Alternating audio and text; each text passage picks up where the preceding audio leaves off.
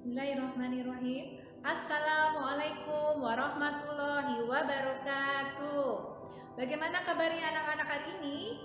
Semoga semuanya dalam keadaan sehat ya. Sudah mandi dan menggunakan seragam kan? Insya Allah sudah. Nah, hari ini kita akan belajar di tematik khususnya pelajaran IPS. Nah, sebelum memulai aktivitas kita hari ini, mari kita buka dengan membaca basmalah bersama-sama. Bismillahirrahmanirrahim.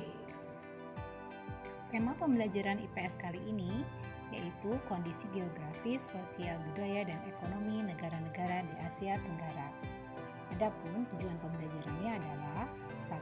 Siswa mampu menunjukkan letak negara-negara di Asia Tenggara melalui peta. Yang kedua, siswa mampu menjelaskan kondisi geografis negara di Asia Tenggara. Lalu yang ketiga, siswa mampu menjelaskan hubungan kondisi geografis dengan kondisi sosial, ekonomi di negara Asia Tenggara.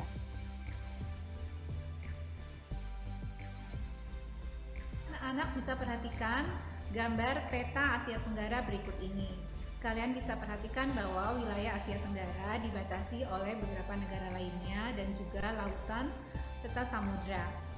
Negara-negara yang berada di wilayah Asia Tenggara yaitu yang pertama Indonesia, kemudian Malaysia, ada Singapura, Thailand, Filipina, Brunei Darussalam, Vietnam, Laos, Myanmar, dan Kamboja. Perhatikan satu persatu ya, di mana letak atau posisi negara-negara tersebut. Untuk lebih mengetahui batas-batas wilayah Asia Tenggara, mari simak video berikut ini. Batas wilayah kawasan Asia Tenggara.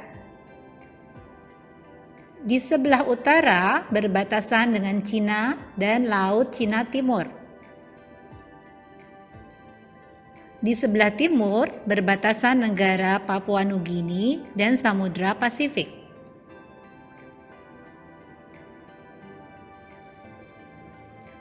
Di sebelah selatan berbatasan dengan benua Australia dan Samudra Hindia.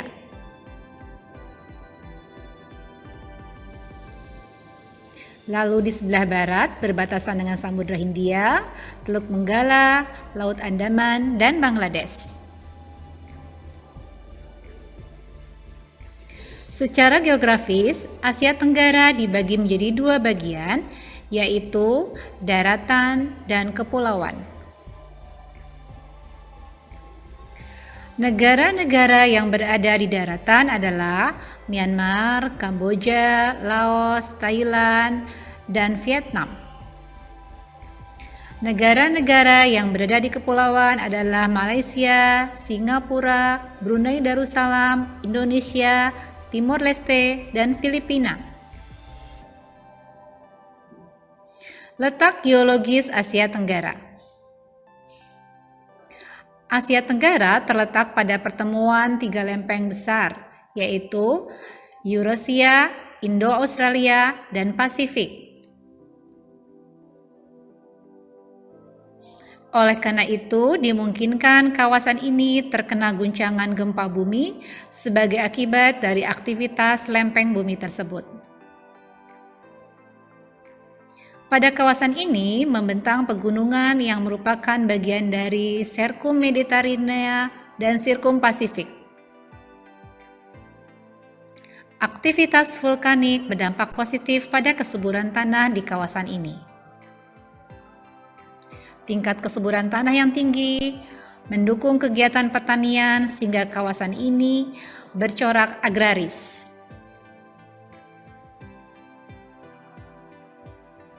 Nah, video tadi semoga bisa menambah wawasan kalian tentang kawasan Asia Tenggara ya. Sekarang Ibu Yusi akan memberikan kembali gambar peta Asia Tenggara. Kalian ingat-ingat kembali di mana posisi masing-masing negara tadi. Nah, perhatikan di situ Bu Yusi sudah tutup beberapa negara yang ada di wilayah Asia Tenggara. Tugas kalian menyebutkan negara apa saja yang berada di kotak 1, 2, 3, 4, dan 5. Dan kalian tulis jawabannya di lembar kuis yang akan Bu Yusi lampirkan nanti. Nah, Tugas berikutnya, kalian baca buku Bu Pena kalian halaman 7 sampai dengan halaman 9. Di sana kalian akan mempelajari kembali kondisi geografis negara-negara di Asia Tenggara. Nah, sudah dibaca bukunya? Baik, dari penjelasan yang Bu Isi sampaikan tadi dan juga buku Bu Pena yang sudah kamu baca, maka dapat kita tarik kesimpulan bahwa setiap negara itu memiliki kondisi geografis yang berbeda-beda. Akibatnya, penduduk atau warga yang tinggal di daerah tersebut pun akan melakukan kegiatan yang sesuai dengan kondisi geografisnya. Nah, apa saja contohnya? Beberapa aktivitas sosial dan ekonomi di wilayah Asia Tenggara. Contohnya di Indonesia. Indonesia itu kaya akan pertanian, perkebunan, dan juga hasil lautnya. Sehingga masyarakatnya pun banyak yang menjadi petani ataupun menjadi pelaut. Sehingga kalau kita lihat banyak sekali dihasilkan sayur mayur, hasil bumi seperti dari perkebunan dan juga dari hasil laut itu banyak dihasilkan dari Indonesia. Kemudian di Malaysia pun memiliki hutan yang cukup luas. Salah satu hasil yang dihasilkan dari hutan Malaysia adalah karet, sehingga Malaysia itu dikenal sebagai negara penghasil karet terbesar di Asia Tenggara. Kemudian negara berikutnya adalah Singapura. Kalian tahu Singapura itu tidak memiliki luas wilayah yang luas seperti Indonesia. Tanahnya tidak terlalu subur seperti Indonesia.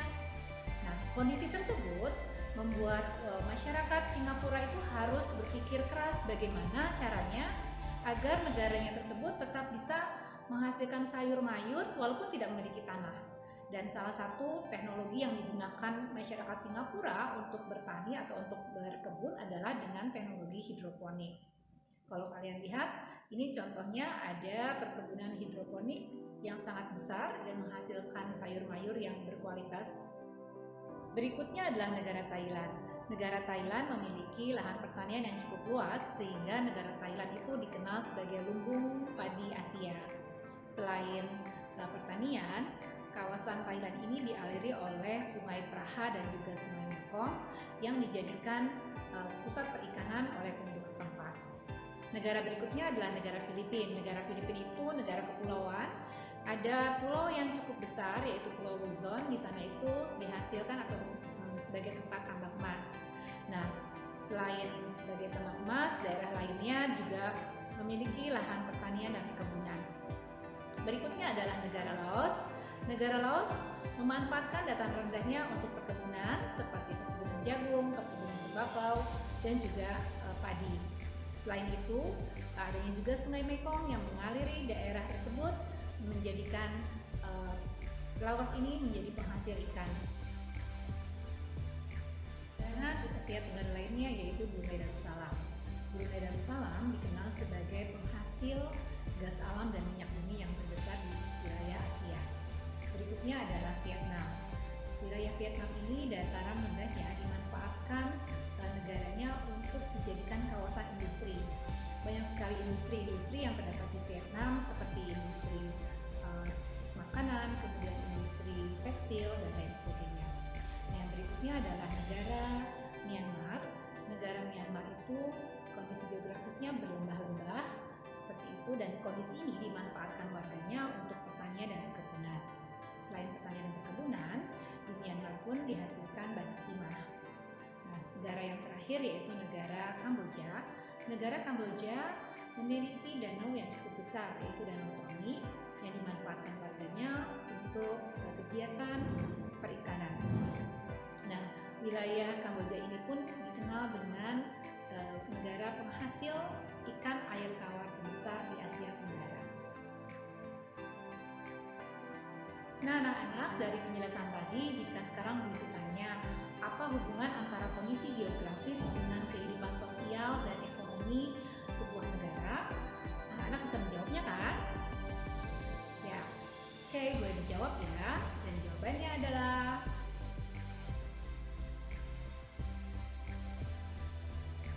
nah, anak-anak, alhamdulillahirobbilalamin, pembelajaran kita hari ini sudah selesai. Nah, tugas kalian adalah kalian mengerjakan kuis yang sudah Bu Isi sertakan di pembelajaran hari ini. Kerjakan dengan baik, Kalau kalian lupa, kalian bisa melihat kembali penjelasan yang Ibu berikan atau kalian lihat dari buku-buku pena kalian. Selamat mengerjakan. Assalamualaikum warahmatullahi wabarakatuh.